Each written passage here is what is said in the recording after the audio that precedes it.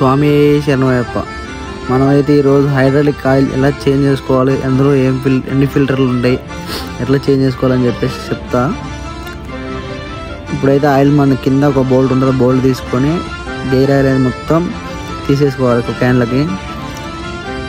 ఇప్పుడు చూపిస్తున్న ఫిల్టర్ అయితే అది అందులో ఒకటి ఫిల్టర్ ఉంటుంది, బోల్ట్ సిస్టమ్. అది మన సేమ్ డీజిల్ ఫిల్టర్ ఉన్నట్టే ఉంటుంది సేమ్. అది వేసుకొని ఓవర్ రింగ్ మార్చుకోవాలి అదొకటి.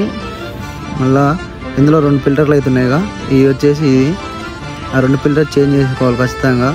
ఎందుకంటే ఇది కటర్ బార్ లేవడానికను ఆగర్ లేవడానికి అది ఆయిల్ చేంజ్ చేసుకోకున్నప్పుడు ప్రతిసారి ఆ ఫిల్టర్లు అనేది చేంజ్ చేసుకోవాలి. ఇక మన బండి పక్కన అయితే ఇంకో బండి ఉంది కొత్తది, ఇంకా 2 బండ్లు కలిసి పోతున్నాం. ఫిల్టర్ అయితే ఇది ఇంకో ఓడబెక్కినాక చూడండి, పాత ఫిల్టర్ అయితే మొత్తం చూడండి ఎట్లయిందో. అట్లయితే ఆగర్ లేవదు. స్వామి శరణమయ్యప్ప. ఫాలో, షేర్, లైక్, సబ్స్క్రైబ్ చేసుకోండి స్వామి.